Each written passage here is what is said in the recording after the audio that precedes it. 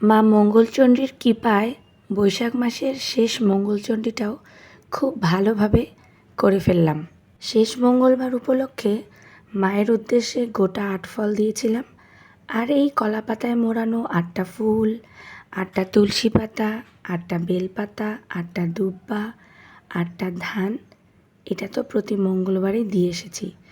মা মঙ্গলচণ্ডীর ব্রতটা আমি বেশ ছোটোবেলা থেকেই করে আসছি, কারণ আমার দিদা প্রচুর পরিমাণে পূজা পার্বণ করতো, সেই জন্য মাও অনেক পূজা পার্বণ জানে, মায়ের থেকে আমার শেখা। এবছর মামনি একটা ব্রত করতে পেরেছে, কারণ মঙ্গলবারটাতে তো স্কুল খোলা থাকে।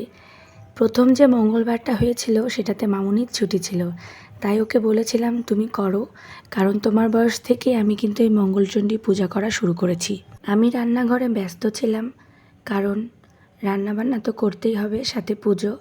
আর মা এদিকে পুজোর সব সামগ্রী গুছিয়ে ফেলেছে, আর আমি শুধু বসে ঠাকুরকে ভোগ নিবেদন করে পাঁচালিটা পড়েছি।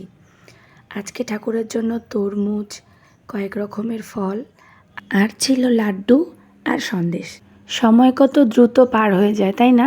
বোঝাই যায় না। সবার প্রথমেই বসে আমি আগে মঙ্গলচণ্ডীর ঘরটা বসিয়ে নিয়েছি, তারপরে এই যে সমস্ত ফল এখন ঠাকুরের উদ্দেশ্যে নিবেদন করে দিচ্ছি। আমার দিদা সারা বছর নানা রকমের পূজা পার্বণ করত। আমার পূজার নিয়মকানুন যত কিছু শেখার, এগুলো মা আর দিদার কাছ থেকেই শেখা। মঙ্গলচণ্ডীর দিন তো আমরা কোনো রকম অন্ন মুখে তুলি না, তাই আজকে আমরা খাবো পরোটা, আলুর তরকারি আর মুগের ডাল। ডাল আর তরকারিটা আমি আগেই করে ফেলেছি, আর পরোটাটা গরম গরম ভাজবো জন্যে ওটা রেখে দিয়েছি। পরোটা আজকে খাবো আমরা ঘি আর সয়াবিন তেল মিক্সড করে। শুধু ঘি দিয়েও খাওয়া যায়, কিন্তু আমার কাছে মনে হয় একটু তেল মিক্সড করে নিলে ওটা ভালো লাগে। আর শুধুমাত্র ঘিয়ে পরোটা ভাজলে সেটাতে ঘিয়ের সেন্টটা একটু বেশি লাগে। মামুনি রুটি বা পরোটা খেতে খুবই পছন্দ করে, তাই দুপুরবেলা মামুনিও আমাদের সাথে পরোটা খেয়েছে। মেয়ে বাচ্চারা মাদেরকে সবসময় কপি করে, তাই মায়েরা কি করছে না করছে, কিভাবে কথা বলছে, চলাফেরা সব কিছুই কিন্তু মাকে অনুকরণ করেই শেখে, আর ছেলেরা শেখে বাবার থেকে। তো মামুনিও যথারীতি আমাকে পুরো কপি করেই চলে। আমার একটা বকা, সেটাকেও সে কপি করে।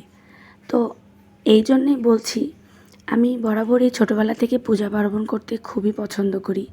এই গুণটা পুরোটাই মামুনির রয়েছে। আমার যেটা মনে হয় আমার থেকেও বেশি এই গুণটা মামুনির রয়েছে।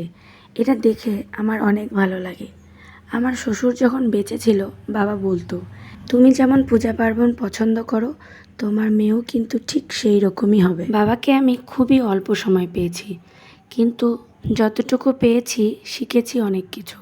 এই শিক্ষাটা হচ্ছে আমার সারা জীবনের একটা পুঁজি। আজ এতটুকুই থাকলো, দেখা হচ্ছে নেক্সট ভিডিওতে। আরও আপডেট ভিডিও পেতে আমার সাথেই থেকো।